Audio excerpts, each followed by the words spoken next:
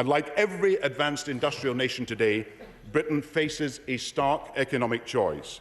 We could repeat the mistakes of the past, once again failing to invest long-term in science, infrastructure or skills, or just as together we have forged a British way to stability in the global economy, together we can forge a British way to success in the new economy. And after listening to business and industry, to management and workforces, I firmly believe that a shared national British purpose can be built across our country to meet the great economic challenges of our future, that we never again take risks with stability, that through greater flexibility we remove unnecessary barriers to profitable enterprise, and that we move ahead with public investments that are vital to business success in education and in our infrastructure. Now, this budget sets out a British way to long-term stability. I will set out the right choices for Britain for investment. But first, I turn to how Britain can lead the way in removing barriers to enterprise. Britain now has one of the most open competition policies in the world. We are the most active advocate of free trade.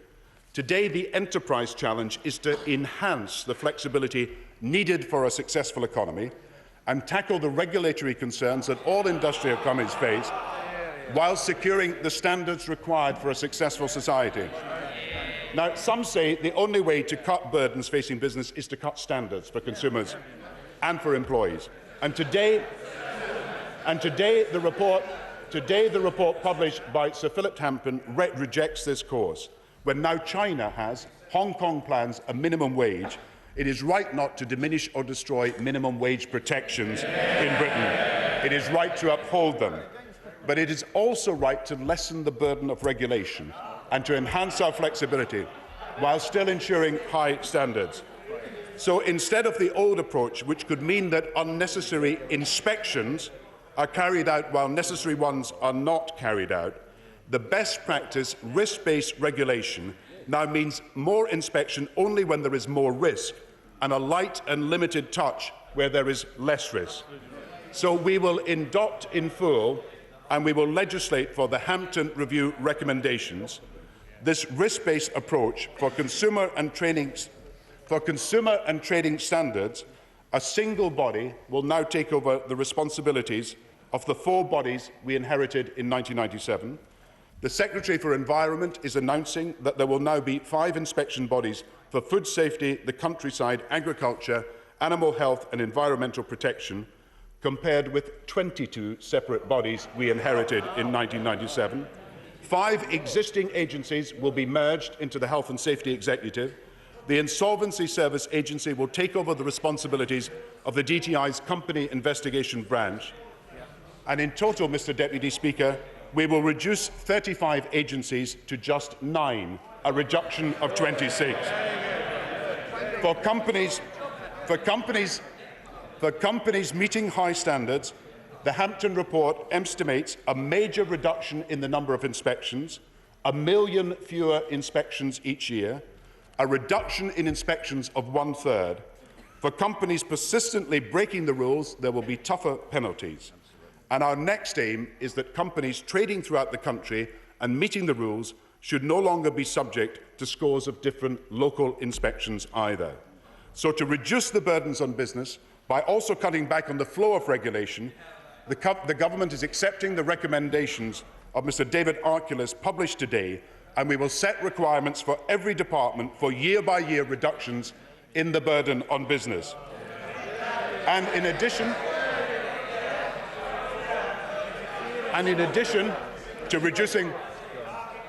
to reducing inspection bodies from 35 to just 9, I can also announce a further reduction. We are today bringing forward proposals for a reduction from 11 to 4, with single inspectorates now for criminal justice, for education and children's services, for social care and health, and for local services. The Inland Revenue and Customs will now also consult on a single tax account for small business, where information needs to be provided only once, a single point of contact for both VAT and corporation tax, and flexible payment options. 70,000 firms no longer have to forms under our simplified VAT system to account for every VAT transaction, but they make just one calculation and pay just one flat rate. And working with the Chambers of Commerce, we will now encourage take-up among the other 600,000 companies that are now eligible to benefit from this VAT simplification. Because half the major new regulations are from the European Union, we will propose the same risk-based approach for Europe. And to avoid what is called gold plating, the Foreign Secretary is today publishing new guidelines for the implementation of EU law into the UK. But meeting the global challenge demands we match reforms improving the competitive environment with the sustained investment business is calling for in infrastructure, science and education. Investments that our competitors are now making, investments which, if not made, would put the future prosperity and stability of our economy at risk. And, Mr. Deputy Speaker, our aim must be that Britain becomes the world's leading location for research-based, science-based and knowledge-based industries. Stem cell research holds the key to tackling some of the world's most intractable diseases, from diabetes to Parkinson's, and I firmly believe that Britain can become a world leader, building on the 40 million investment through the research councils, 20 million already committed by the Wellcome Trust, supported by the new UK Stem Cell Foundation. Britain will, with a 10-year development plan, create a new national network for stem cell research. The NHS is potentially the richest source of medical knowledge in the world, with the Health Secretary where he is setting the goal that Britain becomes the world's premier location for tracking diseases and developing drugs to treat them. And because British businesses can also be world leaders in environmentally friendly technologies, such as in carbon capture and storage, we propose at the request of business to bring public and private sectors together in a new national energy research network. And I also want Britain to be a world-leading location for the next wave of research and development. So with Bristol, Nottingham and Birmingham today joining Newcastle, Manchester and York as science cities, I intend to, after consultation, enhance the R&D tax credit for mid-sized research companies, stimulate small technology-intensive companies with a guaranteed 100 million share of public sector research contracts, offer funding incentives for universities, opening the research facilities to business, and with regional development agencies today announcing more support for growing businesses, offer help to manufacturers on design, including a new design centre to be established in Newcastle, and in 2,000 enterprise areas, the time-limited incentive for commercial property purchases, which will now end, will be followed by a new incentive. Over 3 years, I will make available a total of £300 million to drive forward local business-led regeneration. And having rejected the representations to reduce help for small businesses, I am not cutting small business support, I am enhancing it so that it serves all communities of our country. In every area of our creative industries, which now account for 8% of national income, Britain needs to support the talents of our young people and to promote excellence. So, to promote young British entrepreneurial talent in business, we will expand our entrepreneur scholarships. I have set aside funds to ensure that by 2006 we meet our target that every school pupil has enterprise education. To ensure help direct for British filmmakers, we will replace existing reliefs with new tax reliefs for both low-budget and larger-budget films. To promote excellence in management and leadership within the arts, with training for the new generation of leaders, the Secretary for Culture is providing over 2 years an extra £12 million for the Arts Council and other bodies. Winning the Olympics for Britain in 2012 would be a major boost for British sports and the British economy. And to encourage young sports talent, the Secretary for Culture is announcing a £27 million initial investment to bring public and private sectors together to create for our country a new national sports foundation. Having doubled transport investment since 1997, and with the railways carrying more than 1 billion passengers last year, it is right to examine Britain's long-term transport needs and priorities. And the Transport Secretary is announcing today that Mr Rod Ellington, the outgoing Chief Executive of British Airways, will work with his department and the Treasury in this task. So having announced decisions on investment, I come to my decisions on taxation. I've examined rates of corporation tax and capital gains tax. I have no need to raise them, so I propose to freeze rates. On air passenger duty, I will freeze rates. On insurance premium tax, I propose to freeze rates. On the climate change levy and the aggregates levy, I will freeze rates. On company car taxation, I will freeze rates. I will implement from midnight on Sunday the normal annual inflation rise of 1 pence on a pint of beer, 4 pence on a bottle of wine, but I will freeze duty on spirits, cider and sparkling wine. My decision on cigarettes, for public health reasons, is to go ahead with the annual inflation rise of 7 pence a packet from 6 o'clock this evening. I have today written to the European Commission proposing that the tax-free limit on goods brought into the UK from outside the European Union should rise from £145 to £1,000.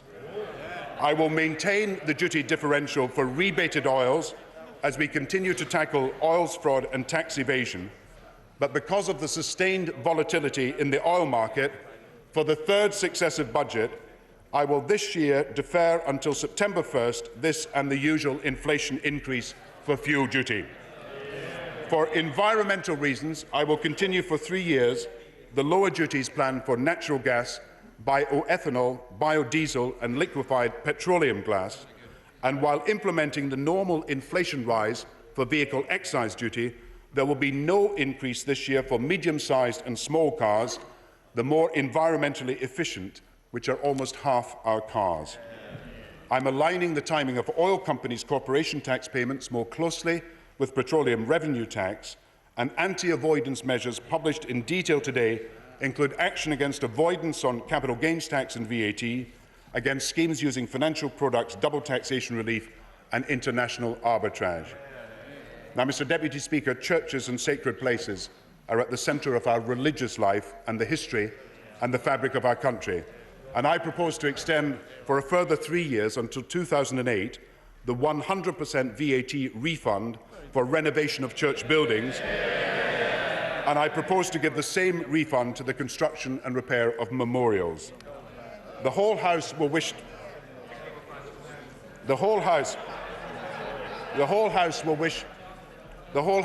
to thank the armed forces for the service they give in peace and war.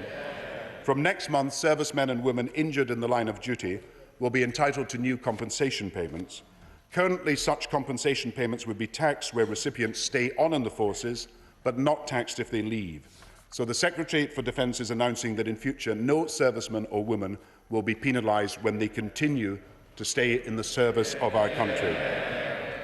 It is also right to honour the life and service of the Queen Mother with a permanent memorial tour. And after approval from Her Majesty the Queen, I can announce that the Treasury will allocate the proceeds from a new coin celebrating the Queen's 80th birthday to a memorial to the Queen Mother to be situated on the Mall. In the last year, under the chairmanship of Ian Russell, a commission has examined how we can encourage young people into community service, including for gap years. And I can now announce that the Heritage Lottery Fund, Sports England, the government and the private sector are joining together to create Britain's first ever national community service for young people. Private finance will match public finance up to £150 million, with the aim to recruit 1 million young youth volunteers, matching their idealism and their willingness to serve with the needs of communities across our country and internationally. And having accepted the recommendations of the Commission for Africa, we will work through our G8 presidency to secure implementation. And the International Development Secretary is announcing today that by July he plans to sign new debt reduction agreements with 19 of the world's poorest countries, Britain unilaterally providing our share of 100% relief on multilateral debts, the money used to fund urgently needed health and education in the poorest countries. Now, Mr. Deputy Speaker, with both our economy and public finances strong, I can afford tax cuts for hard-working families. For home buyers, I propose to set a new threshold for stamp duty from midnight tonight. I will raise the residential stamp duty starting threshold, doubling it to £120,000. I will exempt more estates from inheritance tax. I will raise the starting points for tax from just over £260,000 this year to, from April the 6th, £275,000, and in successive years £285,000 and then £300,000. 90 94% of estates will pay no inheritance tax. A record 18 million people now own their own homes in the United Kingdom. But we want to do more to help young people buy their homes. So the government proposes to match the stamp duty cut with two important public investments to encourage more homeowners. First, we propose in a new partnership agreed with the Council for Mortgage Lenders, together typically financing 25% of the purchase price, a shared equity scheme that will raise the numbers eligible for low-cost home ownership to 100% new home, to 100,000 new home buyers. And starting with 9 pilots across the country, we will build new private homes in council estates where once all were tenants, we will offer new opportunities there to own your own home. The household savings ratio is now 5.6%, and it is 4 times that of the USA and Canada. 16 million people now have individual savings accounts. The decision I have to make is whether to extend the tax-free advantages for the first 7,000 of savings in ISAs. I propose to extend that exemption for the whole of the next 5 years to 2010. And that raising by 2010 the cumulative total that could be saved tax-free since 1997 to over £100,000. Our Child Trust Fund is designed to build savings and wealth for every child in the country. And in addition to the 250 and 500 payments families are already receiving, we will now consult on extending the Child Trust Fund so that there are payments not just in primary school years, but in secondary school years too. I can announce that under the figures for the next 3 years published today, the pension credit will from now to 2008 rise by 13% in line with earnings. In 1997, the poorest pensioner received just £69 a week. By 2007, this will be £119 a week. All couples with incomes less than £212 are now eligible for the pension credit. In total, the pension credit, which will continue to rise in line with earnings, will benefit 3.2 million pensioner households and in all 3.7 million pensioners in our country. In April, we will raise the personal income tax allowance in line with inflation from £4,745 to £4,895. I could use resources available to me to raise the personal allowance by even more than inflation. But having examined representations made to me, I have found that using £1 billion to raise the personal allowance would give a family in work on medium earnings of £23,400 a year, a family with 2 children, just 80 pence a week, or £40 a year. But using the same resources to raise the child tax credit will give that same family £5 a week, or £260 a year. So the best way to do most to help low and middle income families is not through a further rise in personal tax allowances, but through tax credits, which offer the best family tax cut. So I can today announce that payments for children under the child tax credit will rise each year in line with earnings, and over the coming 3 years by a total of 13%, including child benefit rising in this period from the £28 we inherited to a maximum of £63 a week for the first child and £111 a week for 2 children. So with our new system of tax credits offsetting income tax liabilities, the effective point at which a family with 2 children starts paying income tax, which was £15,000 in 1997, is now £21,200, and from April 2007 will be over £22,000. Tax credits effectively wiping out tax liabilities on income tax until earnings of £430 a week. And because of rising child tax credits, a total now of 3 million of Britain's 7 million families with children will receive more in tax credits and child benefit than they pay in income tax and have their income tax liability effectively wiped out. Now, Mr. Deputy Speaker, after the rise in tax credits each year to 2007, the effective income tax rate for a family with 2 children earning £25,000 will be just 6%, and at £30,000, just 10%. And that is a family tax cut that does most to help low and middle income Britain. But with child benefit up from £11 in 1997 a week to £17 a week this April for the first child, every family in Britain is better off. I turn now to the overall fiscal impact of the budget. Some people have suggested that this year is the right year for a fiscal loosening. But to repeat the pattern of past governments at this stage of the Parliament would, in my view, risk a return to the high inflation, high interest rates, short-termism of the past, and put long-term stability at risk. It is right to choose the prudent course for Britain. So my budget proposals involve this year a modest fiscal tightening. It is stability, sustained economic growth, and the reduction of unemployment, debt interest payments and tax avoidance that have enabled us to keep interest rates low and maintain our fiscal discipline while able to invest more in public services, and that is an approach that will be sustained in the coming Parliament. So for policing and law and order, I can confirm that expenditure in 2007-8 will, as stated in our spending plans, not be cut, but be £3.5 billion higher than this year. Expenditure on transport will be £2.4 billion higher, defence £3.7 billion higher, education £12 billion higher, and health £23 billion a year more in 2007-8 than 2004-5. And in striking the right balance in this budget between tax and spending, my budget judgment is that alongside affordable tax cuts, we make the essential long-term investments the nation needs, and we reject representations for unacceptable cuts in education, health and the public services. Now, it is because education is the 21st century road to prosperity that Britain must become the best educated, best trained, best skilled country in the world. Since 1997, we have doubled investment per pupil from £2,500 to £5,000 a year. But still, we invest less in pupils than our major competitors. By next year, for the under-5s, there will be 1,000 Sure Start children's centres. By 2010, 3,500, an average of 5 for each constituency.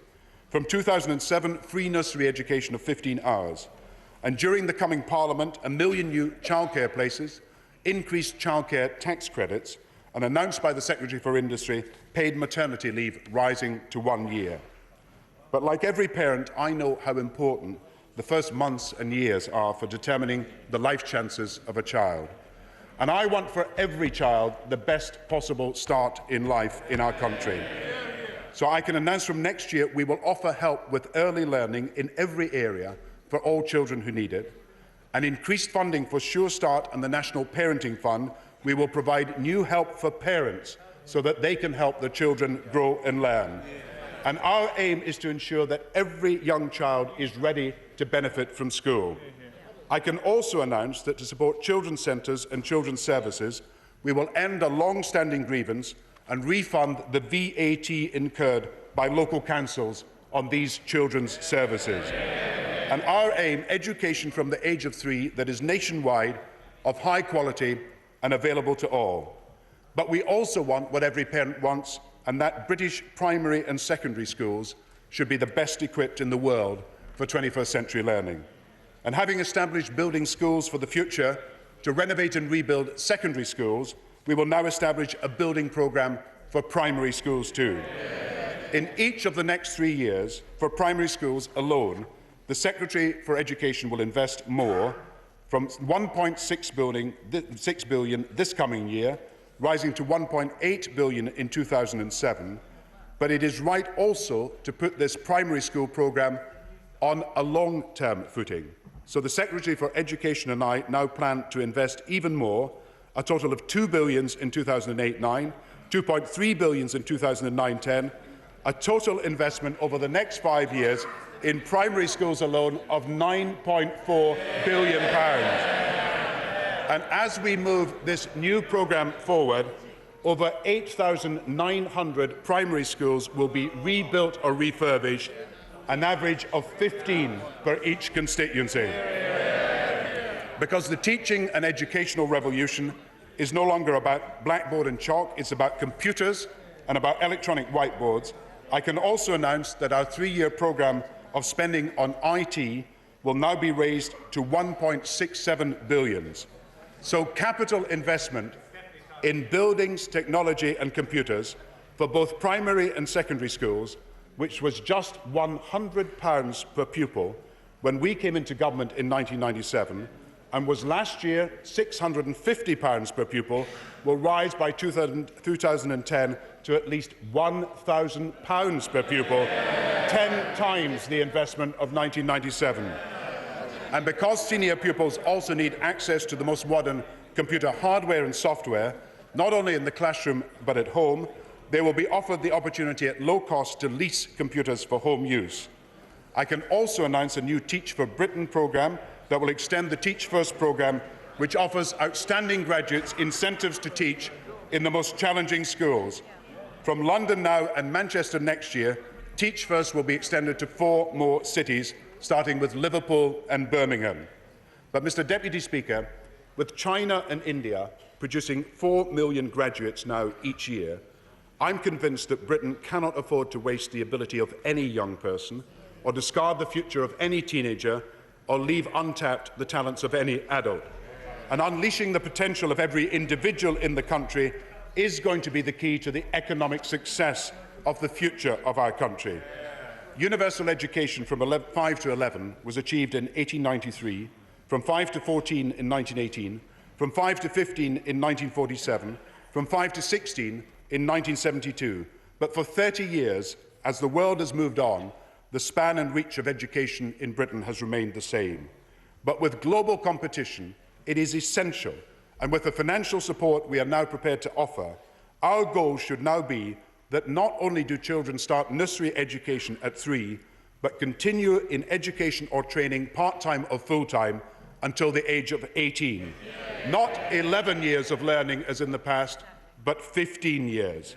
So to advance our objective that 9 out of every 10 17-year-olds stay on at school or join a vocational course, we will now offer those in full-time education or unwaged training up to £75 a week in education maintenance allowance and children's benefits. For teenagers who are both out of work and out of education, we will pilot special transitional help if they agree to return to training. Every year, 150,000 16 and 17-year-olds are in work but not in training, so building on the successful adult training programme and starting in 8 areas, every young employee will be offered an apprenticeship or college-based training with time off for employees in return for our financial help to employers. And to help ensure that all further education colleges are centres of excellence serving both teenagers and adults, I can also announce a 5-year, £1.5 billion programme for their renovation and renewal. In 1997, there were just 75,000 apprenticeships. By 2008, 300,000 will be in apprentice training. And our goal is to make available for the first time universal education or training until the age of 18.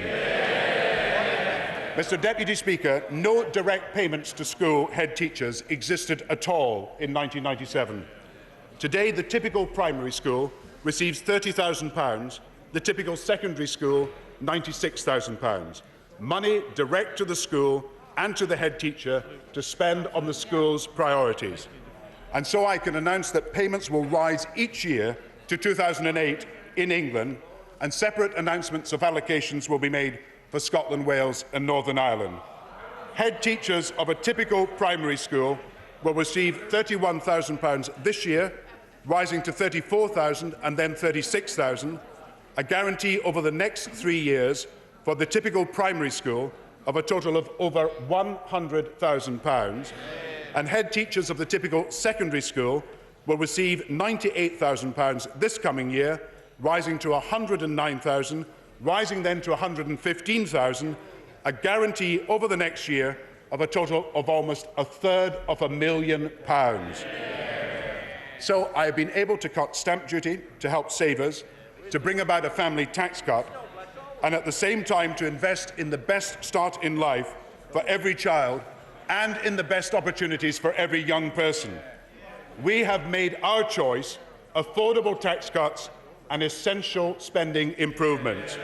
Investments that would not be possible if we were to accept representations for 35 billion of spending cuts. Mr. Deputy Speaker, you also judge a society by how it treats its most vulnerable.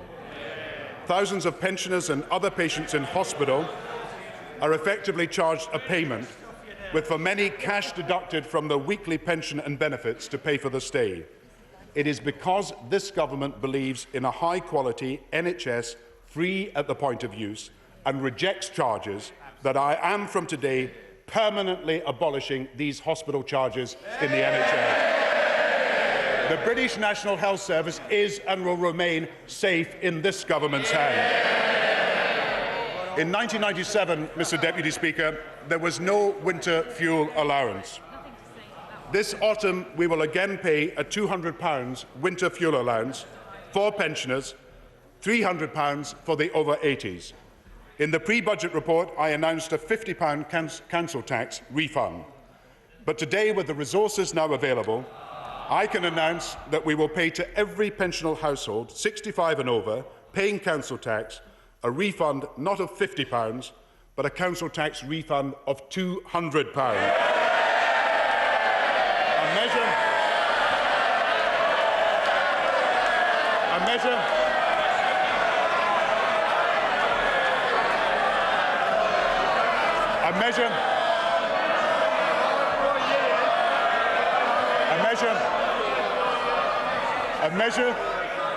A measure that is fairer and is worth more to more pensioners, a measure that is fairer and worth more to more pensioners than all other proposed schemes.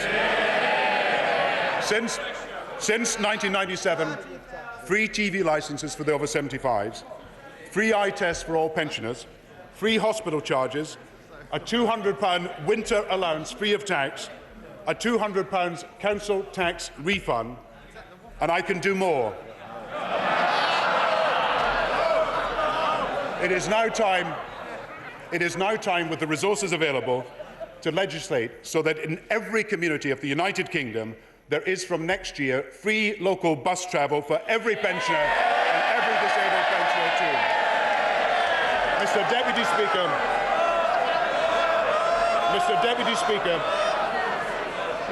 Speaker, stability the foundation, investment not cuts, every child the best start in life, a budget for Britain's hard-working families and pensioners. I commend this budget to the House.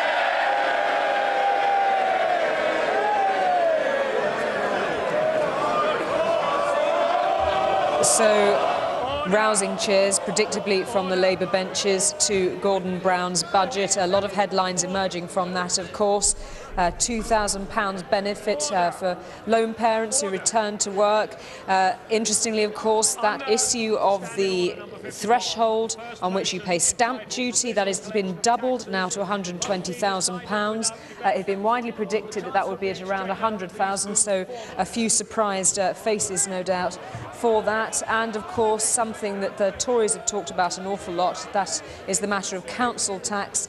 Pensioners to get a £200 council tax deduction. Other headlines that people always chew over, I suppose. The sin taxes, as they're known: beer up a penny, wine up 4p, spirits have been frozen, cigarettes up 7p from 6 o'clock tonight, inflation on fuel to be deferred until September. Other matters raised within Gordon Brown's speech there. The Queen Mother is to have a memorial built to her on the Mall, funded by the sales of a coin to commemorate the Queen's 80th birthday. Now, we're waiting with our pictures from the House to hear the Tory response to this. Let's bring in our business editor, Michael Wilson. A quick snap reaction from you, Michael, if I may, whilst we wait for Michael Howard. You may have seen the symbol of the pistol being fired across the £200 the £200 council tax refund. I mean, that's expensive, but that's a real political move, isn't it? No question about that. Absolutely. I think it's designed to outfox the Conservatives and to some extent the Liberal opposition too. It's very targeted increases in expenditure here. He's not given them across the board, and as he said, overall, he's actually tightened the fiscal stance. I'm sure it's something that the City will enjoy as well. He's borrowing £2 billion less over a period until 2009. Otherwise, all those predictions, exactly as he said, he's saying, you come up and tell me I'm wrong, isn't he? Absolutely. He's challenging his critics to prove him that he's wrong. And of course, they won't be able to do that for another 12 months, by which time he's just where he wants to be. I'm talking to Nick Parsons, by the way, from Commerce Bank about all this. I mean, that's a very, very steady performance from him, wasn't it? It's very steady, one of probably the shortest budgets in history. Here's Michael Howard. Mr. Deputy Speaker, may I begin by welcoming the return of the Chancellor to the general election campaign. Not that I'm entirely sure that it was worth waiting for. Earlier this week, the Prime Minister's official spokesman was asked whether the Prime Minister and the Chancellor had discussed the budget. The spokesman said, as you would expect, normal communications exist. So that's confirmed it. The Prime Minister, like the rest of us, has just heard what's in the budget for the very first time.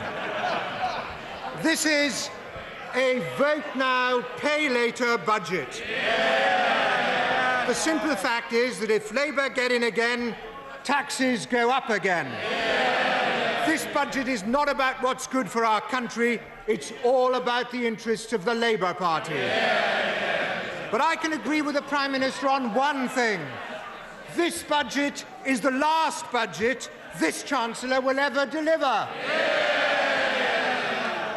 When he promised to increase the stamp duty threshold to help first-time buyers, why didn't he admit that he's the Chancellor who raised stamp duty in his first 4 budgets and froze the stamp duty thresholds in his first 8 budgets, making the property ladder a step too far for so many first-time buyers?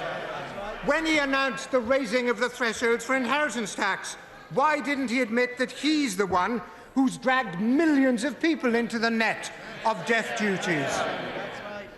When he talks about helping savers, why didn't he admit that he was the one who hit savers with his £5 billion a year raid on pension funds? When he offers help to pensioners to pay their council tax bills, why didn't he admit that while he offers them £200 off their council tax bills, we offer a discount of up to £500?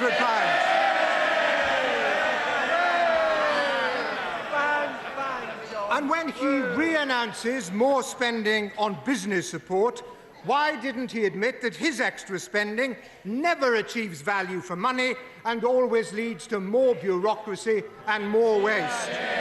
What this Chancellor gives with one hand, he takes with the other. But, Mr. Deputy Speaker, there is one item of Whitehall expenditure which the Chancellor and I agree is a total waste of money. We are agreed on this. That is the £130,347 a year the taxpayer spends paying for the Chancellor of the Duchy of Lancaster to run Labour Party's election campaign. But unlike the Chancellor of the Exchequer, I appreciate the efforts of the Chancellor of the Duchy. From my point of view, he couldn't be doing better. So I say, carry on, Alan, carry on.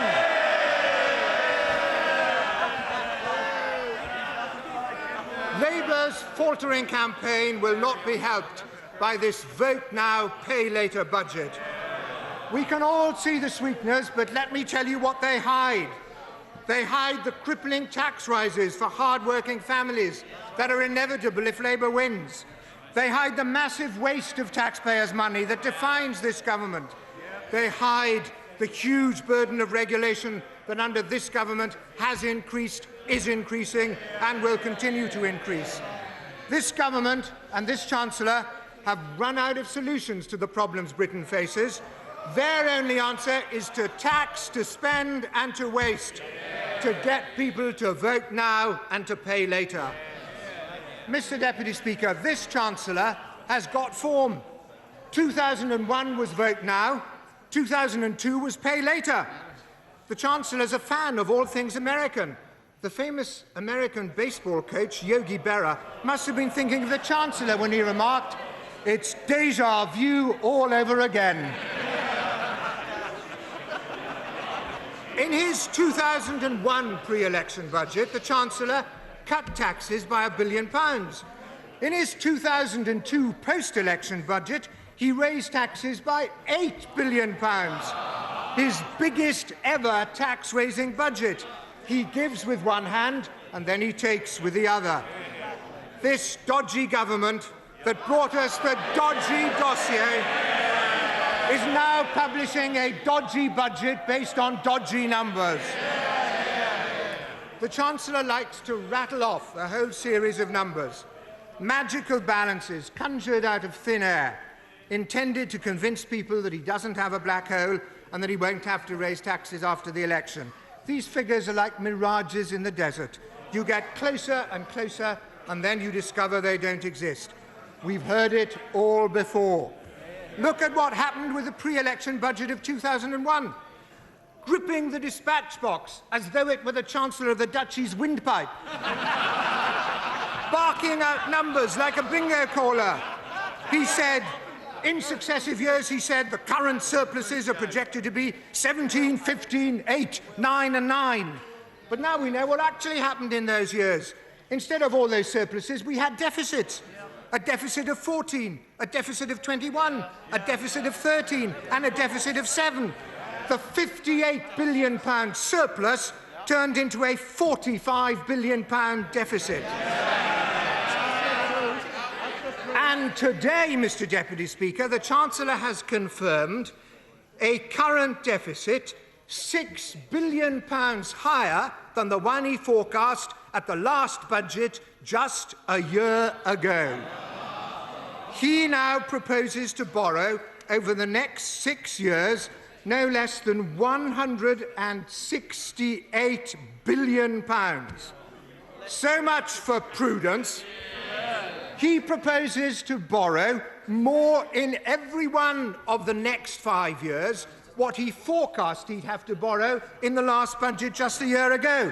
The Chancellor's forecasts of surpluses are no better than the Prime Minister's forecasts of weapons of mass destruction. The fact is that the Chancellor's pre-election numbers today are about one thing and one thing only: votes. But there was something missing from the Chancellor's budget today. I listened in vain, Mr. Deputy Speaker, for the endorsement from his old friends, the International Monetary Fund. I listened hard, but there was nothing there. Could that be because they're thinking what we're thinking?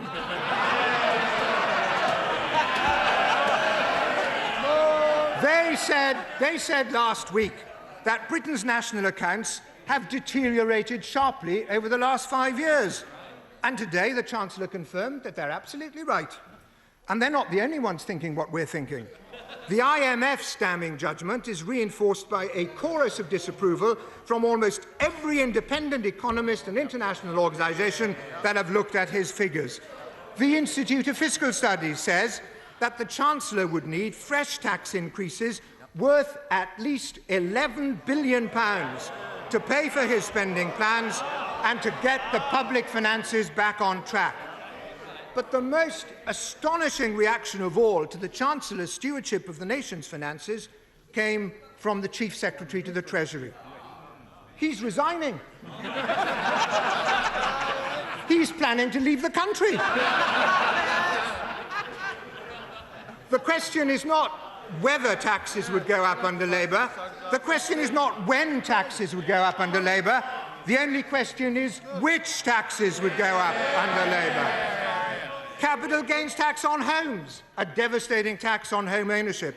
Or council tax, now the stealthiest tax of all.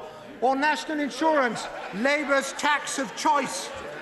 To fill the Chancellor's black hole, he would have to tax your income by an extra 3 pence in the pound. 3% on national insurance. That's £1,000 a year more for a typical working couple. And that's on top of the 66 tax rises we've already had from this Chancellor. That's the scale of the tax rises we will face if Labour win the election. And we all know what would happen to the extra money raised from the tax bills of hard-working families and pensioners. It would be wasted, just as they've wasted most of the extra money they've raised in the last 8 years. People will say, we've paid a lot of taxes, but what has really been achieved with all that money? Too often a lot of money has been spent, but very little seems to have been achieved. Not my words, Mr. Deputy Speaker, but the words of the Financial Secretary to the Treasury. At last, there's someone at the Treasury who tells the truth. But he's not going to last long. The Chief Secretary wants to go to South Africa. The Financial Secretary is more likely to be sent to Mongolia. What happened? What happened, Mr. Deputy Speaker, to the Prime Minister's promise 3 years ago that if the National Health Service is not basically fixed by the next election, then I'm quite happy to suffer the consequences. That's what he said. Well, let's look at the facts. Average waiting times up. Cancelled operations up. Superbug deaths more than doubled since 1997. The Chancellor used to praise the wisdom of Derek Wanless and his report on the NHS. We now know what Derek Wanless actually told the Chancellor. He said, your policies since 1997 have made the NHS worse. And what did the Chancellor reply? According to reports, there was an uncomfortable silence. Brown was no longer interested in the conversation. Poor Sir Derek.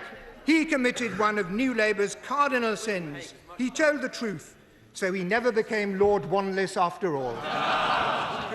Nothing in today's budget will give people the cleaner hospitals and the 21st century health service they deserve. And what about education? They promised to cut truancy by a third, and it's up by a third. Nothing in today's budget will give parents and teachers the school discipline and the higher standards they want. They promised tough on crime and tough on the causes of crime. The Chancellor must remember that. He dreamt it up, only to see it nicked by the Prime Minister. For the first time ever, more than 1 million violent crimes were committed in our country last year. And the Chief Constable of Nottinghamshire says this week the police can't cope anymore. Nothing in today's budget will get extra police onto our streets or deal with the growing lawlessness in our society. We will do our best by pensioners, the Prime Minister claimed. Now his Turner report says millions more will retire without adequate pensions. And the Right Honourable Gentleman, the member for Birkenhead, the Prime Minister's first pensions minister, says when Labour came to office, we had one of the strongest pension provisions in Europe, and now probably we have some of the weakest. And honourable members really ought to listen to him. The present Secretary of State for Work and Pensions only yesterday said we would be absolutely foolish if we didn't listen to people with the wisdom and experience of Frank Field. But nothing in this budget will restore confidence in pensions and savings. So where has all the money gone? It's gone on bureaucracy and red tape. Today he tells us he'll curb bureaucracy and red tape, but we've heard it all before. In 1998 he launched a better regulation guide. In 1999 it was a regulatory reform bill. In 2002 it had turned into a red tape checklist, and all the while he was piling £40 billion worth of regulation on British business. Asking the Chancellor of the Exchequer to cut red tape is like asking the Chancellor of the Duchy to run a decent election campaign. It's just not going to happen. Hasn't he learned anything from his recent study trips abroad? This country does face major economic challenges in the years ahead from emerging economic powerhouses like China and India. But as a result of this government's policies, we're much less well placed to meet those challenges today. The Chancellor repeats his claims about the economy, the claims that The Economist magazine recently described as all in varying degrees dodgy. And now we know what actually happened when he took office. We know what Treasury officials told him. They said, these are fantastically good figures. The state of the economy is much better than predicted. Eyes swivel to Brown. What am I supposed to do with this, he snarled. Write a thank you letter. And since then, Mr. Deputy Speaker, we've fallen from 4th to 11th in the World Competitiveness League. Our trade has gone from a surplus to a record deficit, as confirmed by 234 of the Red Book. We've lost 1 million manufacturing jobs. and our productivity growth rate is down by a third. While other European countries are cutting taxes to improve their competitiveness, Britain's tax burden under Labour is set to be the highest for 25 years. The Chancellor should listen to the Prime Minister's former Chief Economic Advisor. He says Britain's economic arteries are slowly being furred up by a higher and more complicated tax system, excessive regulation and endless micromanagement. Only in this dysfunctional government would the Chancellor not talk to the Prime Minister and the Prime Minister not listen to his Chief Advisor on the economy. Britain needs a government that will get a grip on spending, not a Labour Party that has let spending get out of control. Britain needs a government that delivers value for money, not a Labour Party that wastes taxpayers' money. Britain needs a government that will invest in frontline services, not a Labour Party that hires more bureaucrats and sets up more quangos. People will face a clear choice at the election: more waste and higher taxes under Labour, or lower taxes and value for money with the Conservatives. That's the battleground at this election. That's what this election is going to be all about. And I say, bring it on!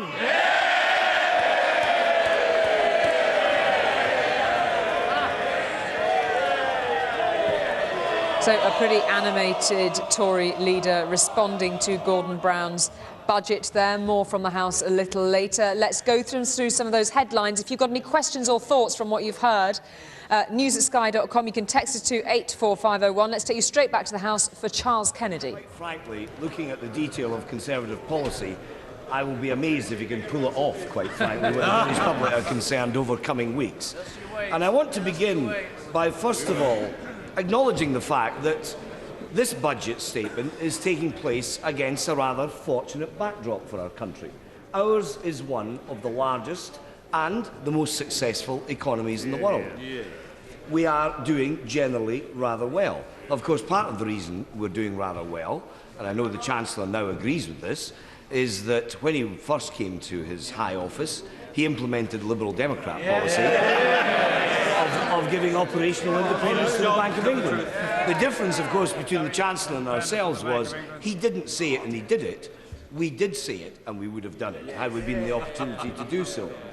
But when the Chancellor, as he has today, quite rightly speaks about the cause and the need for social justice in our country and our tax and expenditure policies to reflect that ambition, how is it this, his 9th budget, all the responsibility but all the opportunity that goes with that, buttressed by a fairly stable economic situation, buttressed by 3-figure majorities in terms of the stability of the government itself, how can it be right in social justice terms that 9 budgets on, the poorest 20% in our society are still paying more of their income in tax, as a proportion of their income in tax, than are the richest 20%. It cannot be right.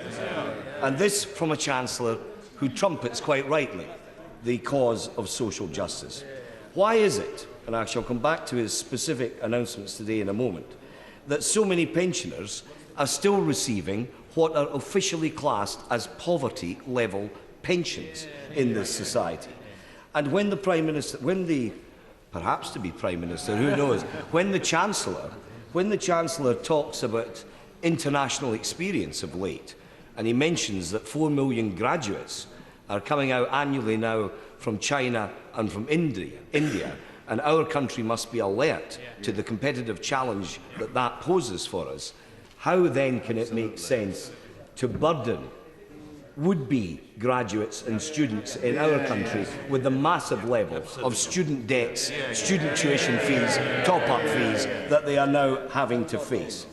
And of course, when it comes to the council tax, and I want to go directly to that, it is patently unfair, and it is worth asking ourselves, because there will be a real choice at this election, 2 parties that, as far as the council tax is concerned, accept the existence of the status quo, and another party that is saying scrap this council tax. It is regressive, it is unfair, it is discriminatory, and all that the Chancellor has been able to announce today, and indeed if I may say, to the leader of the Conservative Party in this somewhat Dutch auction that's going on between the two of them, where council tax issue is concerned. The Chancellor is talking about a £200 refund for all pensioner households for 1 year. And the Conservatives are talking about £500. The point of the issue here is neither of them are addressing the ticking bomb that is coming down the track, which is council tax revaluation. And if the recent experience in Wales is anything to go by, then you are going to have 7 million households in England alone finding themselves burdened with significantly more in terms of the impact of the council tax. And that is why, when you take that revaluation, I'm not going to give way if the honourable gentleman doesn't mind, if you take that looming revaluation, you take the sticking plaster that the Chancellor is applying, you take the slightly more of the sticking plaster that the leader of the Conservative Party is talking about, surely to goodness, the sensible thing to do is to get ourselves onto a principle of local taxation which is based on people's ability to pay. And that does mean a local income tax. It works well in other countries. It is fair. It is much fairer than what we've got. And it would get us out of this ridiculous Dutch auction, as I say, that we have between the other parties. The Chancellor, I think, mentioned the Institute of Fiscal Studies earlier. Well, the IFS have looked at our proposals where local income tax is concerned. They've said that half of the people affected would pay less, a quarter would be completely unaffected in terms of their present contributions, and yes, a quarter would contribute that bit more. But that bit more would be based on the domestic household income of those people. Now, it's a good principle. It's a principle of fairness. And it's one that we shall be very proud indeed to take forward in the forthcoming general election. And do remember also that under those figures that the IFS have looked at, the typical family, Mr Deputy Speaker, would be £450 a year better off. Half of all pensioners would pay no local tax whatsoever, and over 3 million pensioners would be better off by in excess of £500. Now, those are figures that we are not going to be apologetic about every year, year on year, not 1 year quick fix for a general election of the type that we'll be listening to this afternoon. In terms of pensioners generally, Mr Deputy Speaker, we are being very straightforward and upfront about this. All the indications, all the studies show, with greater longevity, that the oldest pensioners tend to be the poorest pensioners. That's why we are arguing that the priority should be for the over 75s, that they should receive, in terms of their basic state pension, £100 more per month, and in particular, of course, that will inevitably benefit women, given the greater longevity of women compared with men. But there is one other very important issue, and it comes back to this point of social justice. It is an absolute scandal in our country, in this day and age, that women still find themselves so discriminated against by the basic operation of the state pension itself. And why? Because women take time out to start a family, to bring up children, or perhaps time out from their working careers and working patterns to care for elderly relatives. They don't maintain their national insurance contributions as a result. The moment at which they reach or attain the pensionable age, they find, because those contributions are not complete, they are not eligible for the same level of direct return from the state as are men. Now, that is an iniquitous situation. And that is why we argue, again in common with international experience, that instead of basing entitlement to the pension, where women are concerned, in terms of national insurance contributions, it should be based on a criteria of residency and eligibility arising from residency. It works well elsewhere. There is no reason whatsoever why it shouldn't work in Britain. Where there is a will, there is a way, and we believe that that would end at a stroke the fundamental inequity in the operation of our pension system where women in our society are concerned. And that is something that we are also going to put to the forefront of the coming debate in this general election. And there will be one third, and I think very telling, debate in the course of the election on the back of this budget. Now, the Conservatives have their viewpoints, to which they're thoroughly entitled. The Chancellor has his policies, which he's recommending to us today. We have a different take on this. And it is quite simply that if we want to tackle injustice and inequality, and we want to make priorities and the tough choices that go with deciding those priorities, you've got to be straight with people and say, what's it going to cost and where's the money going to come from? I'm not interested in a general election debate which is either about a general election debate which is predicated on the nonsense that people don't believe in terms of their day-to-day common experience, that vote for us and your taxes can go down and the national debt can be reduced and spending can go up and the sun will shine 24 hours a day. People are not stupid about this sort of thing.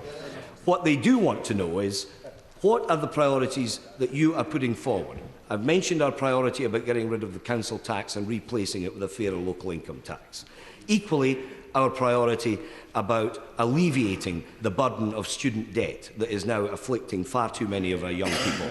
And thirdly, of course, the introduction of free long-term personal care for the elderly. But all of this has got a price tag. And where's the money coming from? Well, under government figures, if you moved the top rate of income tax, those earning above £100,000 a year, the 1% top earners in our country, if you moved every pound above £100,000, their marginal top rate from 40 pence to 50 pence in the pound, you generate, under the government's own figures, the sufficient funds to enable you to get rid of that council tax and to introduce a fairer local tax, to get rid of the imposition of student debts in terms of top-up fees and tuition fees, and to legislate, as we've done successfully in Scotland, where we've been working, ironically, with the Labour Party in pursuance of these very policies, where we have dragging them along, my honourable friend says. I prefer to be more generous. I'm in a generous spirit this afternoon. But also legislating for the introduction of free long-term personal care for the elderly. Now, that's who'll pay it. That's what it will cost. That's what you will get. And that is going to be the direct, straightforward, honest approach that the Liberal Democrats are going to put forward in this general election. And I believe that we will find, as we have been finding over recent years, a very positive and supportive echo for that argument indeed. So we have identified, therefore, those areas where we would pursue a different agenda on a different financial basis from the government of the day. But there is one thing I would say in conclusion about the entire agenda that this Chancellor has just set out. And it is coloured, it is influenced by the fact that at the last general election, the Chancellor was very careful to say, if re-elected, Labour will not raise income tax. They didn't. What did they do? They raised national insurance contributions. And for most individuals, most families, most households, it adds up to exactly the same thing. And they wonder why people get cynical about their politicians when they give one impression before an election and do exactly the opposite after an election. Well, we're not in that business. And I believe that what the Chancellor has been saying today, particularly given the imminence of this election, he should be prepared to open his books to the National Audit Office to examine the assumptions that actually underscore or underlie the forecasts that he's making. He made some allusion to this, but interestingly, nothing like that's going to happen until the end of this calendar year. I wonder why. I wonder why. And therefore, when he talks about the savings that can be achieved, and we would agree with him that we should achieve savings in central government, how can we properly identify those savings if the NAO has not got that degree of access and that right to publish what they find as a result of their inquiries into the behaviour of the government as a whole? The second thing I would say about his overall context this afternoon is that, save for one passing reference, it was very revealing, I think, a sin of omission, that actually it's perfectly clear in the overall economic thinking of this government, the environment does not loom large at all. Does not loom large at all. And we will also be arguing at the coming election that the environment should be factored in to each and every public policy decision of the government, and that has to begin primarily with the Treasury itself. And it's quite clear that is not happening. So there will be, Mr Deputy Speaker, very clear choices, very competing priorities in front of the country at this general election. But I want to go into that election, and we will go into that election, arguing for the principle of social justice with which the Chancellor would agree, but based on transparency in our tax system and in fairness in terms of the priorities to which those proceeds are going to be devoted. I think it is a good story to tell. I'm looking forward with enthusiasm to telling it. And as for the Chancellor and the Leader of the Conservatives, they can carry on being two ships that pass in the night. I believe the Liberal Democrats will actually be addressing the agenda that matters most to people. John McFall. So the words of Charles Kennedy, listened to by an increasingly empty House, it has to be said. All of those speeches, of course, designed not just to address issues of economics, but also the forthcoming election. If you've got your views or questions in particular about what you've heard from Chancellor Gordon Brown and what it might mean for you, we're going to have a panel of experts throughout the rest of the day to answer some of your questions. news@sky.com. You can contact us on that for the email, or you can text us on 84501. Let's take you now to our business editor, Michael Wilson, who has a panel of guests with him. It's almost a saga budget. That's what we were saying with the great gift to old people. And he really shot the Tories' fox. The Tories did not want to talk about their fox being shot, but he did. It seems to have done that, and seems to have done it quite effectively. I think he's also brought very much the city on side here. He's developed some themes and content here within the text and the detail of the numbers that we've got, which really vary very, very little from what we were led to believe in the pre-budget report in December. It's more than balanced, isn't it? I mean, there's a slight tightening, isn't there? There's a very slight tightening. I've just looked at the Red Book here, and he's adding it up to 265 million of tightening. So he's taking 265 million out of the economy.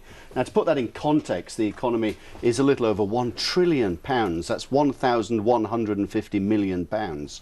He's taking 260 out of it. It's around 0.1 of GDP. And I think that's definitely going to get the financial markets on side.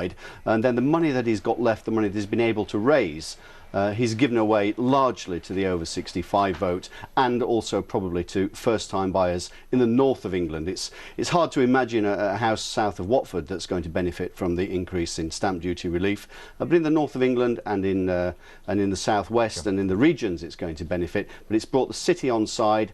I think it's not scared anyone here. I think that's important. David, that stamp duty, I mean, that's easily done, isn't it? An inheritance tax as well, gradually going up. I mean, to no great figure, but it'll take a few people out, won't it? The deserving few out of it. It will take some out, but again, it's a long time behind the rise in house prices that we've seen over the inheritance tax threshold changes. I think it's a popular budget. The stamp duty he's going for, he's done stuff for the pensioners, and also, as we've seen, for savers as well. Now, as pre-election budgets go, what's it like? No move on thresholds, only up with inflation? Well, he's quite canny because he's basically, for probably about the first time in 20 years, pre-election Chancellor hasn't changed the income tax bands, which is surprising. But he's collecting money by not changing things, and that, I think, is, from his perspective, quite canny, because it enables him to give credits to working mothers and be seen to be doing things in those areas. And there will be presumably more detail and more complication about the working tax credits, which we have to go through. There will be, and it's all about the administration there as well, because you've got to deliver it effectively, and there's some history there, as you know. Yeah, so quite short, but quite decisive. It was decisive, and I think it's probably not also going to influence the Bank of England very much. I doubt very much that, having heard the speech and now they've got the chance to see the documents, I doubt the Bank of England will be itching to raise interest rates as a result of this. Thanks very much indeed. Here's Julie. So let's just bring you the closing comments of Chancellor Gordon Brown at the end of that statement. Mr. Deputy Speaker, stability the foundation, investment not cuts, every child the best start in life, a budget for Britain's hard-working families and pensioners. I commend this budget to the House. Stay with us here on Sky News. Full analysis, full coverage of the fallout from the budget speech. Here we are, back at the top of the hour. Stay with us here on Sky News. Budget 2005 continues. How did you sleep? I almost hibernated. Premier Travel Inn.